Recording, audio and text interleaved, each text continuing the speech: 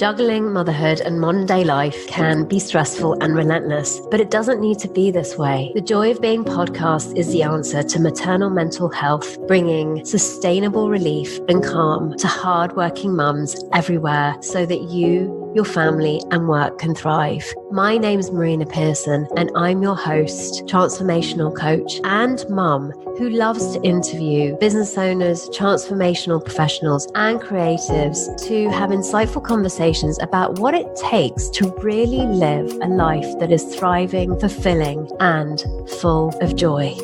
And today I've got some amazing news. You can now order your very own version of the Joy of Being book, supporting hardworking mums to stress less and live more. If you're the type of mum who is struggling with the burdens of motherhood or modern day life, then this will be a perfect book for you. If you're curious, you want to know more and you want to see what's up with that book, you can do so at www.marinapearson.com/book. So on today's show, I'm interviewing the wonderful Bill Pettit. I reached out to Bill back in April and we only managed to get a date in the diary 3 to 4 months later.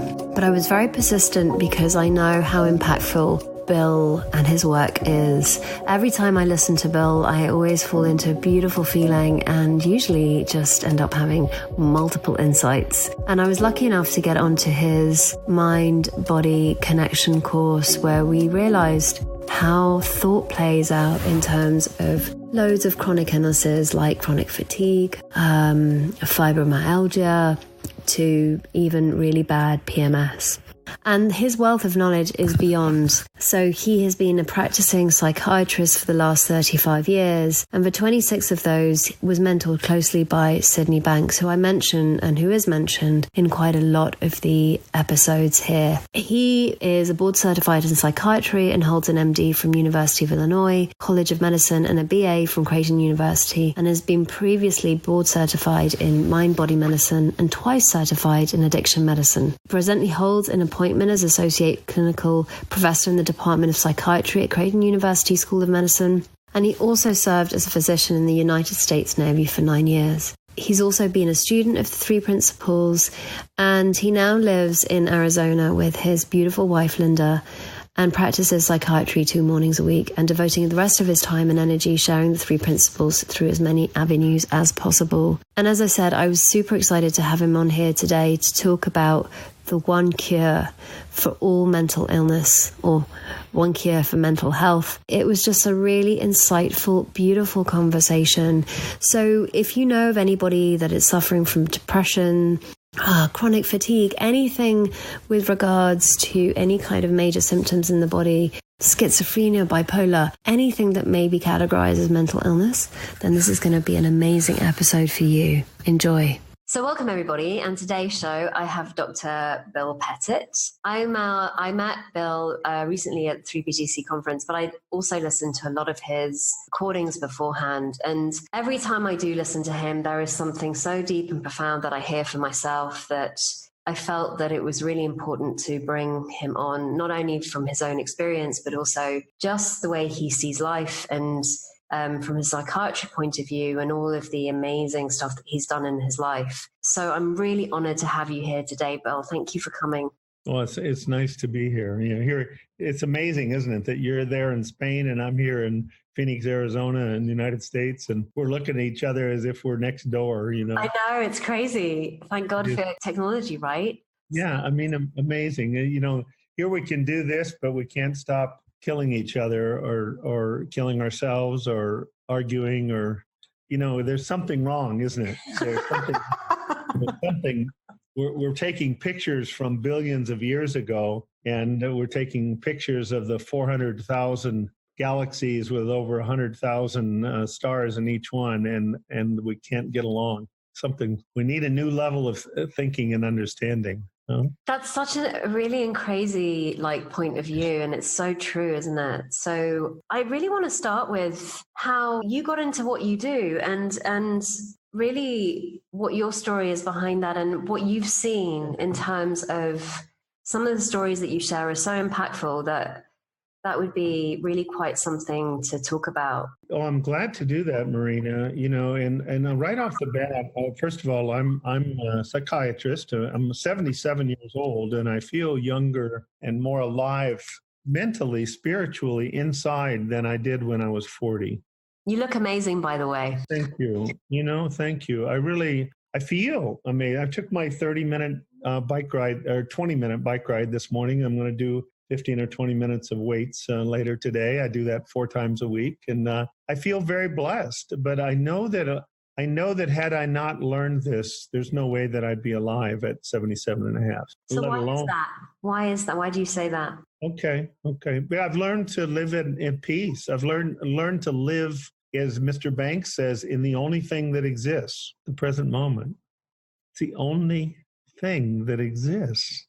He said, and do people have the awareness of Mr. Banks or not? Or most of them, some of them don't, some of them do? Some of them do. Some of the episodes do. Some of them don't. But I talk about it in quite a few of my own little episodes and little rants. So, but share whatever you want from your heart, Bill. And that, anybody that's listening to this podcast this might be the first episode. So. Yeah, and it's vital to my story. Otherwise, it won't make much sense. So I'd ask people to write down, or maybe you to send them. Make sure that you have it available. The website. There's 2 websites, but the one website would be www.sidbanks sidbanks.com. Then that is a website put up by my friend, who's the owner and CEO of Lone Pine Publishing, Shane Kennedy, and he has made Mr. Banks's videos available worldwide for free, on that website. And if you go to the website, circles will come up: watch, listen, read. And it has, under watch, if you hit that, it'll have 3 sets of videos that are all about 30 to 40 minutes long. And I will say this, even as I start my story, Mr. Banks had a profound experience at age 43. He was a welder, Scottish-born, married, father of 2.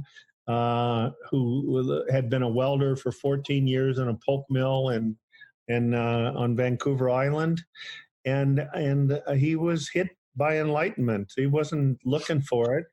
He all he wanted to do was stop arguing with his wife. That's all he wanted to do, and he suddenly had this profound experience that lasted for 3 days and then culminated in a few seconds that he describes on one of the videotapes. Of a buzzing sound and being surrounded by a white light, after which he said to his somewhat startled wife, "I've seen what people call God is, I've seen what life is, and I've seen how the 2 are connected. I'm home free. I have conquered this world." And he later even said that he had the death experience, and there's absolutely nothing to fear. We are unconditionally loved and can do no wrong. Those go against a lot of people's beliefs, but I'm not asking anybody to believe anything I say today. Like Mr. Banks says, it's one thing to be a believer, and it's another thing to be a listener. Don't be a believer. Don't believe anything I say just because I've said it, because then you've given up your right to think as a free individual. On the other hand, there's nothing wrong with listening quietly and listening to be impacted and listening to see something beyond your set of beliefs that you have right now. I always tell people, Marina, that the brain, the computer, which is different from the mind. Your brain it's like a computer. It's biological, and it's not your enemy. For 41 years, I did battle with it. Yeah. It's not your enemy. It's just a computer with incomplete information. That's all it is. Whatever you put in it, it's got it stored. And if you grew up in Bangladesh, you're going to have different different stuff in your computer than if you were born in rural Iowa or inner city New York. I talked to a man from the Middle East recently, and he said he was MBA. And I said, MBA? You know, I think of Masters in Business Association. He said, no, he said Muslim by accident. and I said, oh, that's fine, because I was Catholic by accident, and I have friends that were Hindu by accident, and others that were Jewish by accident, and others that were and it's not just religion, it's politics, it's everything. We all get a starter kit. And some people go through the rest of their life until they die with their starter kit. And I would encourage people not to do that. I would encourage people not to throw it away, but to, as questions come up, to just listen inside, and you'll keep what's true and helpful, and discard what isn't, or readjust it.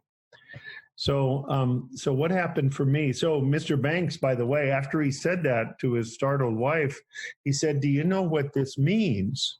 And this is all on the Long Beach videos.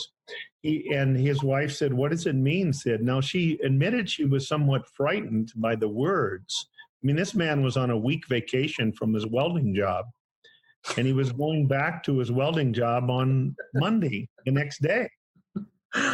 You can imagine, as a wife, Marina, and your husband says this, or vice versa. And she said at the same time that the words were unsettling, he looked calmer and more peaceful, and his eyes looked clearer than any human being she'd ever witnessed in her life. And so she said, "Sid, what does this mean?" And Sid at that point said the following. Now, that's a welder with a 9th grade education who's read 3 welding books, and he went to school to the 9th grade. He said, "Well, number 1, I'm going to be writing books." He wrote and published 6 books and left 4 almost complete manuscripts that are still being finished. Number 2, he said, psychiatrists, me being one of them, and psychologists from all over the world are going to seek me out and ask me to teach them what I've seen, because they or their followers will eventually, their students will eventually change the fields of psychiatry and psychology from mental illness field to a true mental health field, where people will awaken their mental well-being that's spiritual, that's inside and can never be broken, not even scratched. Number 3, he said to his wife, "You and I will be traveling, because I will be asked to speak at colleges and universities, not only in Canada, but in the United States and eventually in Europe." Now, can you imagine his wife? And it all came true, Marina. I know it did. In fact, he was a consultant to the medical school where I taught for 10 years at West Virginia University. He was a paid consultant for nearly 10 years.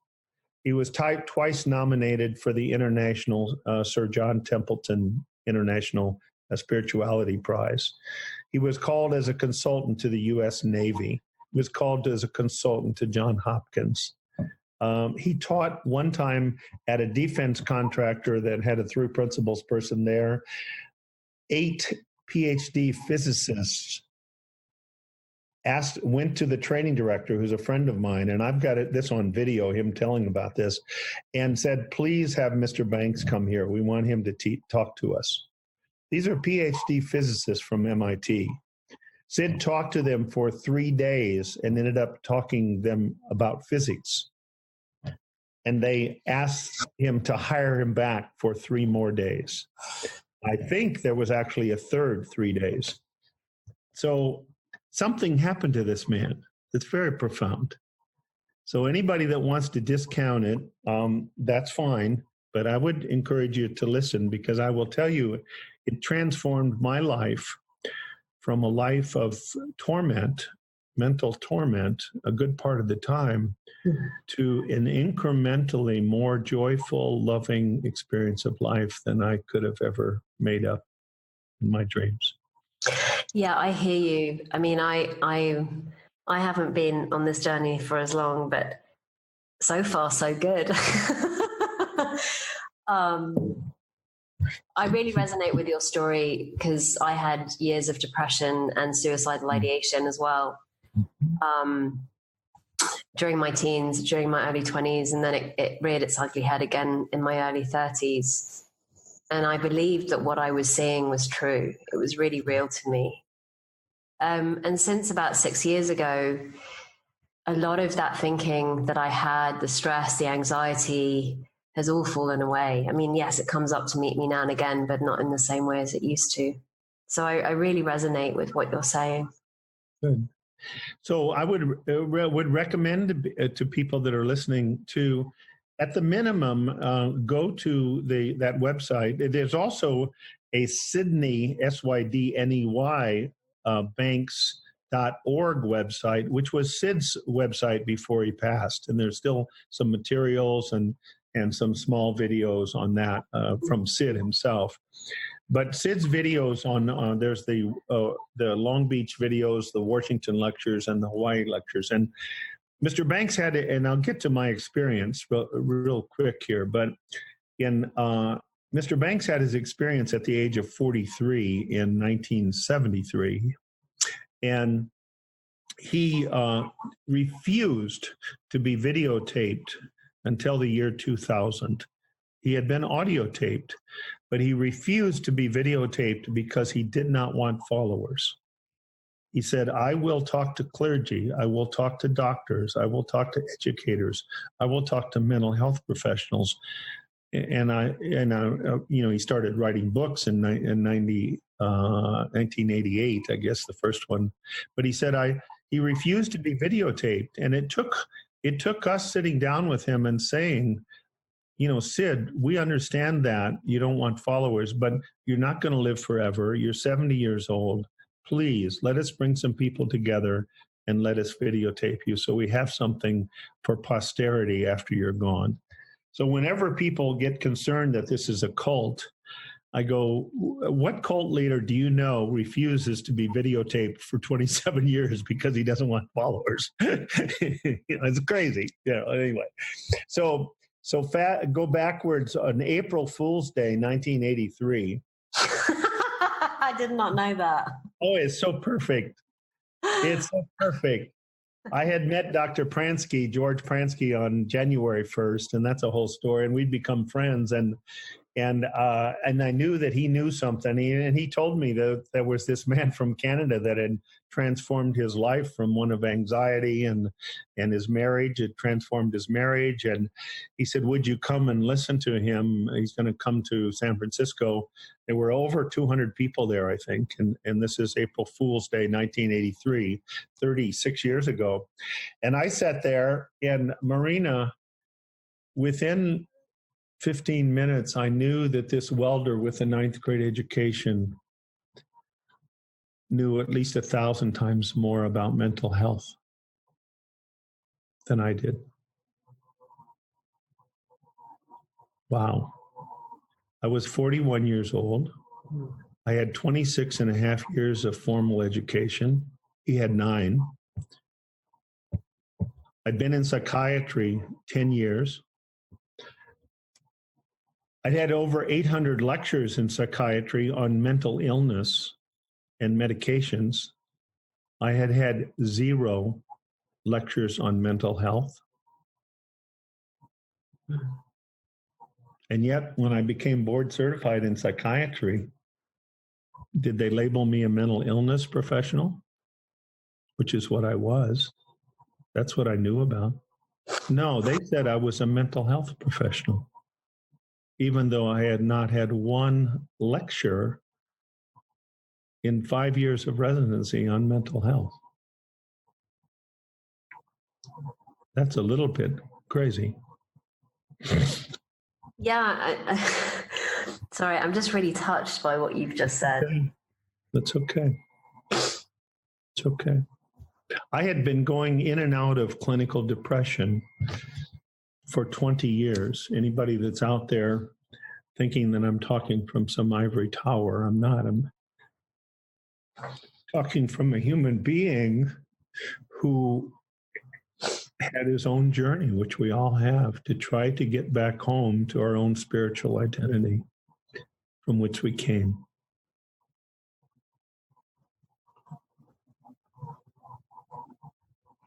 I'd been going in and out of clinical depression periodically for 20 years.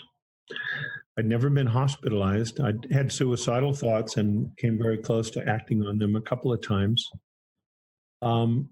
I had seen 6 different psychiatrists, and they were good human beings who tried and helped me through very difficult times that allowed me to get through my schooling, my college, my medical school, my residency, difficult times in my life.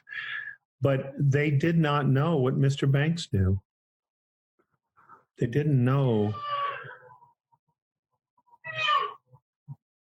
They didn't know that we are perfectly mentally healthy inside, but for what we do with God's gift of thought. And if people don't like the word God, then they can use Dave or Fred or Curly or Mo or Larry. I don't care.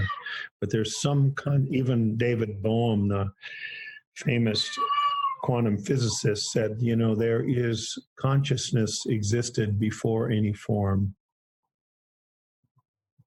It's a physicist. Consciousness existed before any form, before any matter. Even the physicists are acknowledging there was something there. There's something formless, a formless intelligent energy, whatever you want to call that it was there long before the Big Bang 13.8 billion years ago. And it's still there, and it's manifested in everything. Everything is made of that energy, including us. There's a oneness. And I don't go around, trying to remind myself of that. It's just, it kind of jumps out at me more and more and more. I've got a kitty that's in kitty years over 112, I think, or 115. It's like 20 to 21 years old now.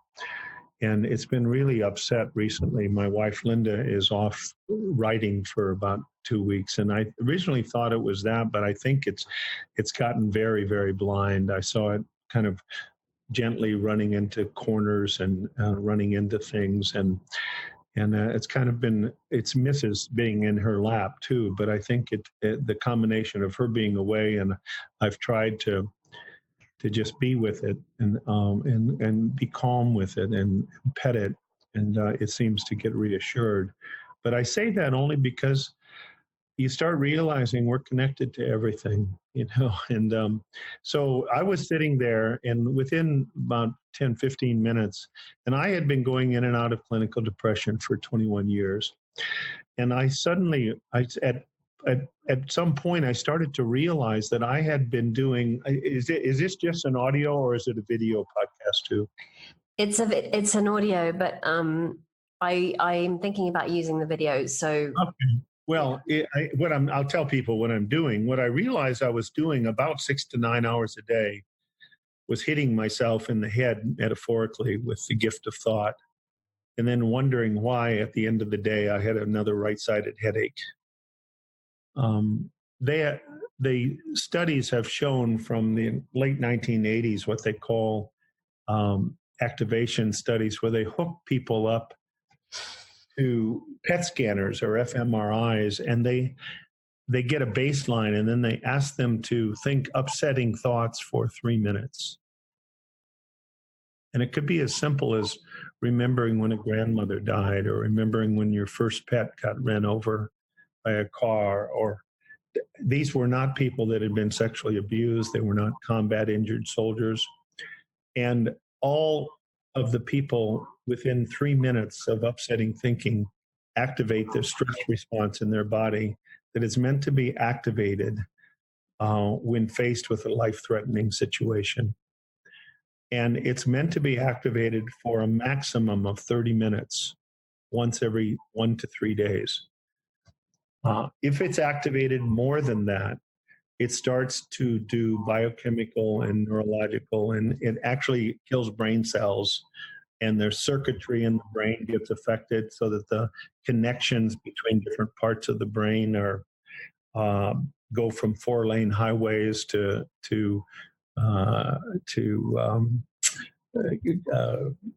gravel roads with potholes.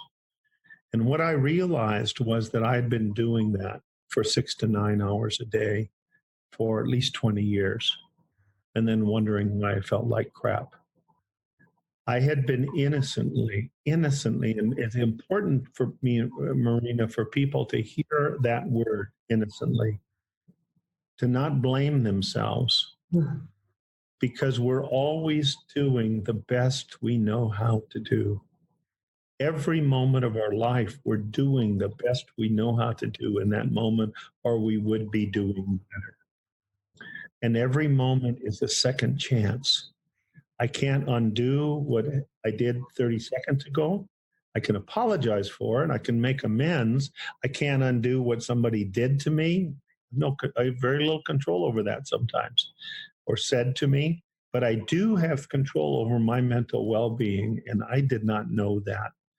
I thought that my mental well-being was taken away by external events and people and things people did and said and all that. And when you think about that, that is the prevailing model right now. We're victims of people, places, and things. And the metaphor that come to my mind is that I realized that for first 41 years of my life, I innocently handed out strings to people like Pinocchio.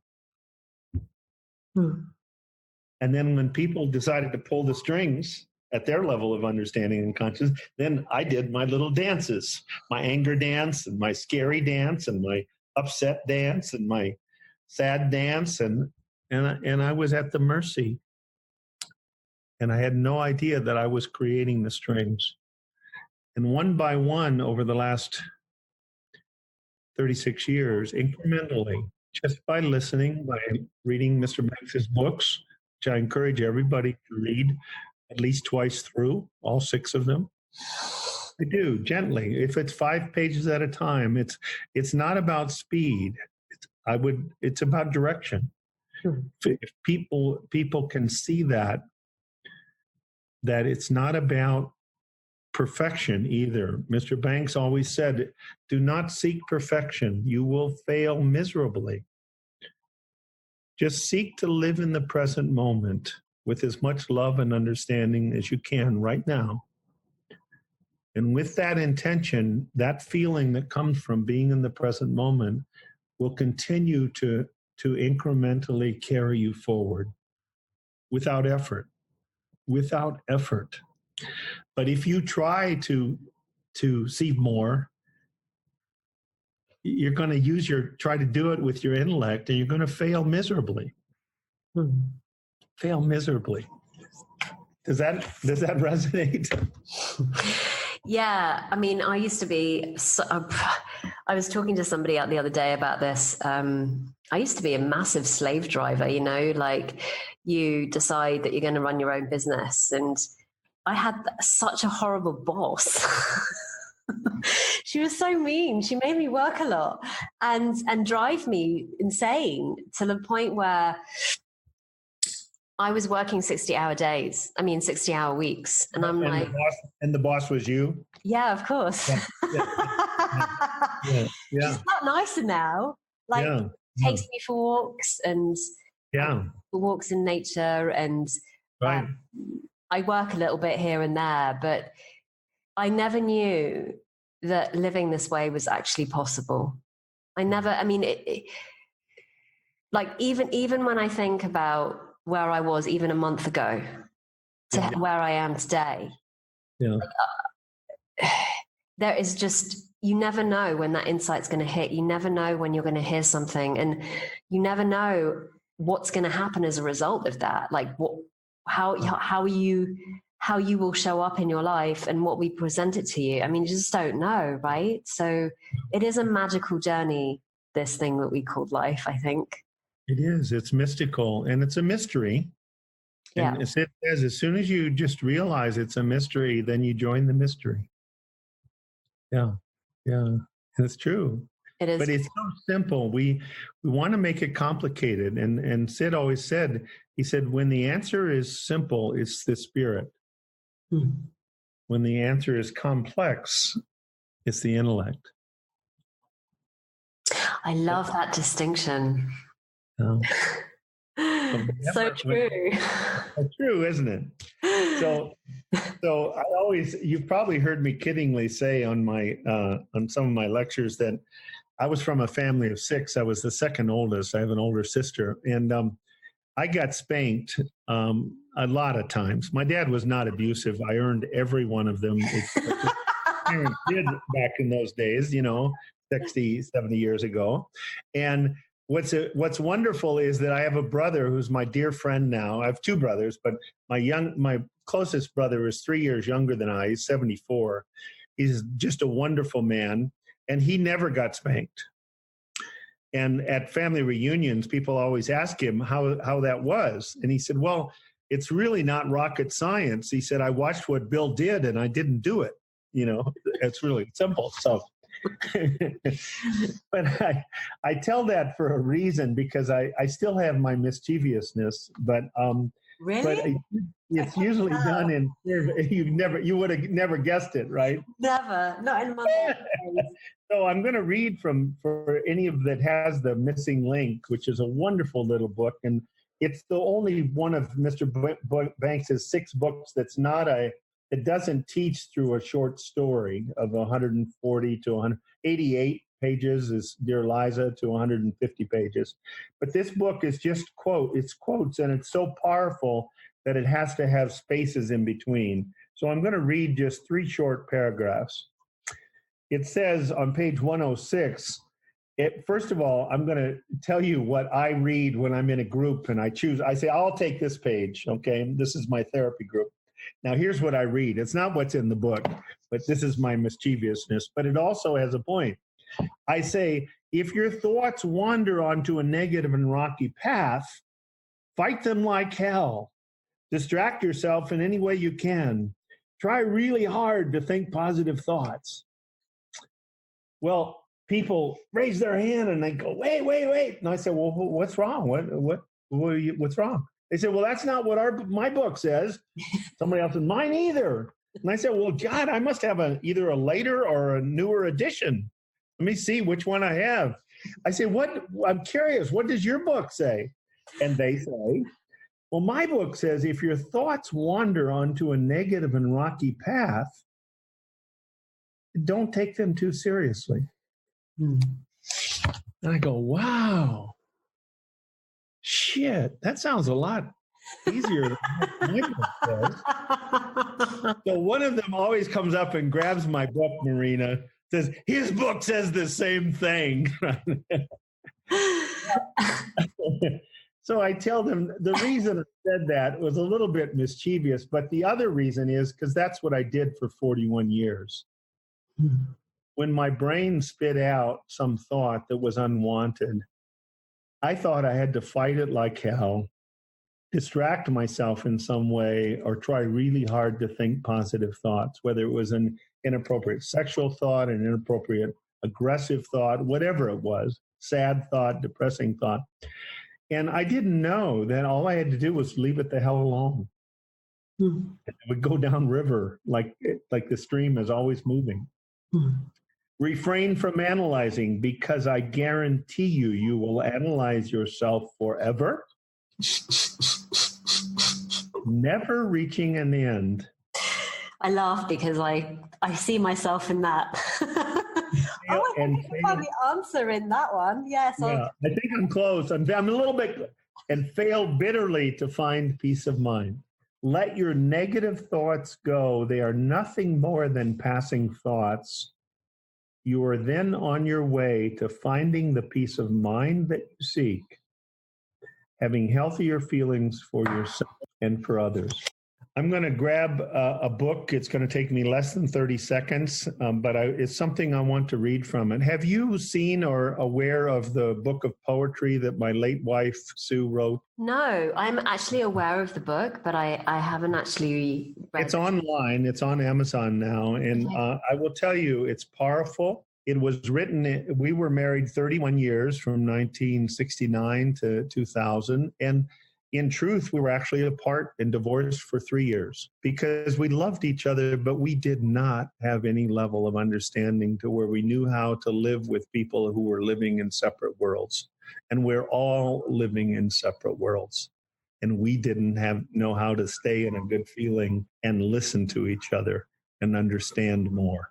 In 1984,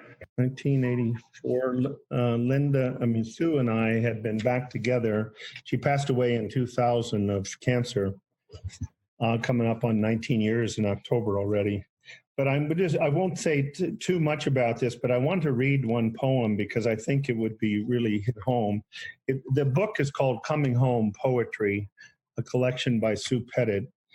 And it was written, what's amazing about this is this book of 65 pages of rhymed poetry and iambic pentameter, she wrote over a weekend. Wow. We had adopted our second little girl, who's just wonderful. And she was half Puerto Rican and half Irish. She's just gorgeous and she's funny. I have to make sure I have an empty bladder if I'm going to call her on the phone. But she is so funny.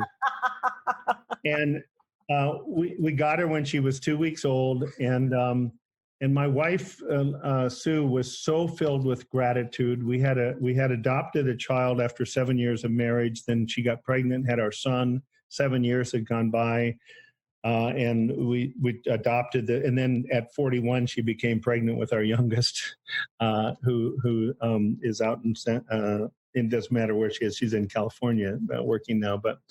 Actually, she's coming to London next week for a conference. She's a data analyst for Netflix.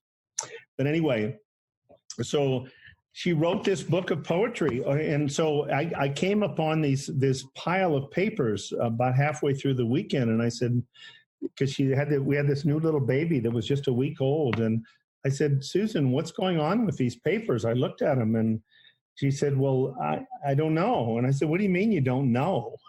She said, well, I'm not writing this. And I said, well, who's writing it? She said, well, it's not me. I said, what do you mean? She said, I'm telling you, Bill, I don't know what's coming out until it takes form on the page. So the title poem is called Coming Home. Coming home to peace and quiet, coming home to feelings warm, coming home where there's a fullness, where love in me is born.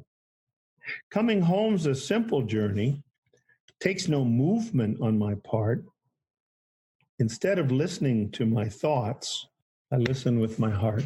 But as you were talking, the one that came to me is called The Search, because I think a lot of people can identify, and you can see it's a number of stanzas, but not too many. Take a couple of minute and a half maybe. That people search for themselves, right?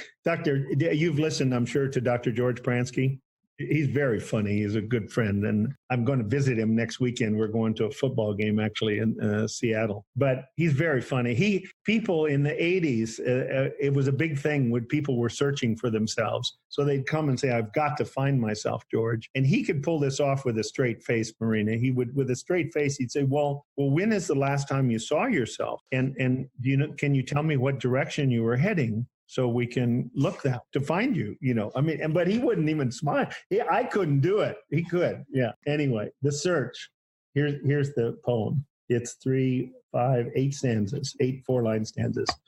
From all the articles that I read, I got this notion in my head. I have to find myself, I said, and started on my search. See if people out there don't identify with this. This search for me has taken years. It's cost me friendships, time, and tears. I've searched through all my pain and fears. Where did I lose myself? The search was my reality. How could I stop till I found me? I longed for my identity. But do you know what I discovered? The searching was inside of me, comparing me with all I'd see. Fueled by my insecurity and triggered by my thoughts. The search was just inside my brain. It took such effort, toil, and strain. It often drove me quite insane, this looking for myself. The next two lines to me are two of the most powerful lines in English literature. So I stopped the search and lived the day and found myself along the way. I let my feelings lead today. Life's much more simple now. I've cleared self-help books off my shelf. She did. She threw them all in the trash. And I said, shouldn't we take them to the library? And she said, are you kidding me? Have they helped us? I said, no. He said, then they're going in the trash. We're not going to make people look at these things. I said, oh, that makes sense. That was 1984, right? I've started listening to myself. I found my reservoir of wealth of common sense inside. The search for me is done today. I never really went astray. I'm throwing troubled thoughts away. Without them, here I am. I remember the first thing that I saw of the principles, or it was Sid's quote. I'm going to bastardize this, but it's okay. It's okay. He says, and in this game of life, we all search for ourselves. And then when you talked about the self, it wasn't sort of the me that we think it is. It's the thing that created life in the first place. Right. And our connection to it. Yeah. Our connection to it. And it really struck me that all of the searching for money, clients, was just me getting lost in my own head. And in actual fact, what I was searching for was peace that was already inside of me anyway. Exactly.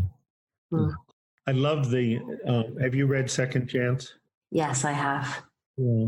And do you remember the question at the end of the first, maybe it's not fair to ask, but do you remember the question at the end of the first chapter? Are you testing me? Yeah, no. I've asked this to. I'm not going to pass. I've asked this to people that have been 25 years and they vast majority of them say no. I have no idea. So at the end of the first chapter in Second Chance, there's a question. The man who, and that is the only book, by the way, of the 5 stories that I know of that Sid told me was actually inspired by a true experience. That after Sid's wife passed away suddenly of a brain aneurysm in 1986, December 27th, a wealthy man allowed him to have his wife allowed them to have their place in Maui for at least a year. I don't know how long it was. And he was down on the beach one day, and this man came up and who had been told he had a terminal illness, et cetera. And his wife had died in a car accident. And I'm sure Sid changed a lot of the details so he couldn't be identified. But it is based on a true story. And in that story, at the end of the first chapter, the man who's been told he has 6 months to 2 years to live says, what is your definition of success? You remember that question or no? Yeah, sort of. Resonating with me right now. Okay. And here's the deal. I'll tell you the answer in a moment, but I had read that in 1988, this was the only book we had. I was buying them boxes of 60 at a time with my very busy psychiatric practice. And I read this one it was the only book we had. So whenever I got a little lost, I would read Second Chance. And this was the 4th time I'd read it. And at the end of it, so at the end of the first chapter, Richard says to Jonathan, what is your definition of success? And Jonathan looks out to the sea, and he's the Sid character, and he said, simple, happiness and contentment. And Richard said, is that all? And Jonathan says, yes. Isn't that enough? Now, I had read that book, Marina, 3 previous times. I must not have been ready to hear that yet, because it did not exist in my conscious memory until the 4th time. And there's a Hawaii tape. Sid doesn't mention me. He doesn't rat me out. And I told him he could rat me out anytime. But he talks about what happened. I call Sid up. in Salt Spring. And I say, Sid, I love this new edition of Second Chance. This is really great. He says, what are you talking about? I said, that where you put in that question about success at the end of the first chapter, I think it's brilliant. He started laughing hysterically, Marina. And I said, Mr. Banks, pardon me, but what is so damn fun? What is so funny? He said, Bill, I haven't added, subtracted, or changed one word in that book since it was written. I wasn't ready to hear that. And once I started to go in that direction. That could, to me, people say, well, if you're happy and contented, won't you just sit around, thinking about your navel? And that's just not true, because when people are happy and contented, they have all their resources and their gifts, unique gifts that they've been given to be creative, productive, and loving, to give and receive love without fear, without investment, and life becomes joyful. I know. Yeah, I know you know. And so we said that, and I'm aware of the time. So yeah. I want to tell you that suicidal ideation, it's a gift. It's a gift, because we are constantly getting information from a number of sources when we start going away from ourselves, from our true self, from our place of love, from our place of joy. Our mood starts to go down. Our tension level starts to go up. We start to get some physical discomfort somewhere in our body, pain or skin eruption or bowel or headache or something. And if we don't respond, if we don't quit our stewing and fretting, then we start having sleep disturbance. And eventually we start losing our attention and our memory, and we're misplacing our keys and our cell phone, and we're missing appointments, and our anxiety gets worse. We start having panic attacks, and our mood is not only down, but we get irritable. And there's a progression. It's like the child that tries to get the parents' attention by talking louder and louder and louder until it screams out, "Mommy" or "Daddy." It's trying to get our attention.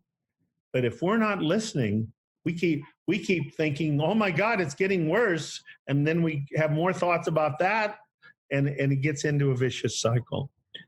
And understanding these three principles of mind, thought, and consciousness will effortlessly and incrementally free people back to their own true nature as a spiritual, loving human being. And the key is gratitude. I had one lady who came into me for her third visit, and she said she was feeling wonderful.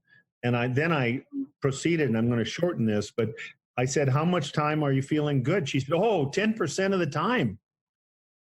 I said, what about the other 90? So I'm terribly depressed and I feel horrible. But I said, you just said you're feeling wonderful. She said, I am. And she looked at me like I had a mental problem. And she said, doctor, when I came to see you, I told you over the last 15 to 20 years, I have felt good about 0.1% of every day. So in 2 visits to you, this being my third, I have moved from 0.1% to 10%. That is 100-fold increase. If I had that in the stock market, I'd be a billionaire in no time. So here she was feeling good 10% of the time, Marina, but she was filled with gratitude for that 10%. And that gratitude carried her to 15, to 20, to 30, to 40. Gratitude rather than judgment. We have a choice moment to moment of being grateful for what we've seen or judging ourselves for what we haven't seen. Period. That's so beautiful. And it kind of brings me back to something you said, and it might be from The Missing Link, where it was that gratitude is like sun to mold, or sun to, it doesn't help it grow. Yeah, it's actually from the Enlightened Gardener, and I will send you a couple of pages. Yeah, he says that he says seriousness and discomfort is to mental illness as damp and dark is to fungus. But love and lightheartedness is to mental illness as sunlight and dry is to fungus. It eradicates. Every time I hear that, I just get goosebumps. Yeah. And we're all going to get psychological viruses. It's as natural as being human. But it's one thing to have a virus for a couple of days or even 15 minutes. And it's another thing to have a virus for 40 years. And what Sid says, we have virus detector, and the virus detector is our feeling level. And if our feeling level goes down or our level of tension goes up, it's real simple. It just means it's not the time to try to use your intellect because you're going to make things worse. See, people say, so what do you do? I say, I just do the best I can. I go, whether I'm folding clothes or putting things in the dishwasher, I stay in the present and let my brain, thank my brain for sharing its comments. Thank you very much. Moving on. Next. Yeah. Well, no, I did not even next, because that's giving it attention. It'll do that. But I just stay in the present and as best as I can. And the feeling level, it'll come back every time, because our feeling level is like a cork. It takes a lot of energy to push it down. That's why people get fatigued. But if you let go of it and get in the present, the cork's home is back on the surface. Our mental well-being's home, a default setting, is on the surface. I kiddingly tell people we've got cork in our butt. If people like life preserver, that's fine. But you can pull yourself down even if you have life preserver or you have cork in your butt with heavy thoughts. But as soon as you let go of them and get present in the present moment, they fall to the bottom of the lake, and the cork in your butt takes you back to the surface. I'd never heard it that way, but it makes a whole bunch of sense that the fatigue is really more about the overthinking and the overstressing and the overwhelming. It's exhausting. You're trying to push down something that is natural. And it's exhausting. It takes a lot of resources to keep something so powerful down. I know, because when my son was born, for 2 years, I think, I was really stuck in that. And I was seriously fatigued for many months. And that's not discounting that a newborn baby is exhausting. It's exhausting to care for. But depending on your level of understanding, you will go through that with more grace, or you will take yourself down into a postpartum depression, and which can be very severe. And there is no difference in the endocrine changes that occur in people who become. There's massive changes, but there's no changes in the ones of people who go through that gracefully versus the ones who become postpartum depressed. There's no difference between that. Pardon me? Could you say that again? Yeah, I'll say it this way also. And it's nice because women can't, so they can't stone me on the Zoom here. So, but, the heads of the National Institute of Health at Bethesda years ago, and they've confirmed it over. I just saw a thing. There is no difference in the hormonal changes that occur with people that have severe premenstrual symptoms, emotional and physical symptoms, and those that have none. There is no difference in the changes that are occurring. And it's the same with childbirth. And I have had a number of women who had severe premenstrual symptoms for 15 and 20 years, that once they got incremental levels of peace of mind, they literally disappeared. I had one lady, she was a president of a company, and a very powerful lady, and she said, for the first time in my life, the last 2 months, I didn't realize that my flow was coming until it occurred. Could it be that I'm feeling more peaceful? I said, what do you think? Since then, I've seen that over and over and over again. That's so fascinating, because I've found that to be true too, actually. Yeah, very much so. So go ahead. No, go for it. No, but just so one time, a few months later, she got symptoms about 20% of what it used to be, but she used it as an alarm system. She got quiet and she realized, yeah, I've gotten stewing about this and that in my life that I don't feel in control of, that I want to be in control of.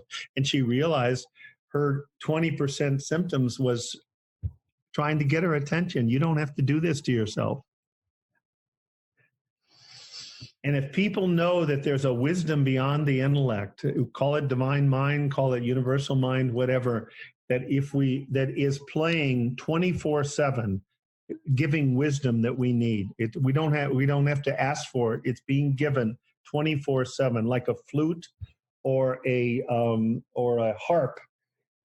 But you can't hear a flute or a harp if you've got a marching band playing in your head, trying to figure it out. It's really difficult. And as somebody that's actually been through that, it's ain't gonna happen. No, it's very, very difficult. But it's interesting because when I did go through that moment of, I took some sleeping pills when I was about 21, and I was lying in bed waiting for them to take effect.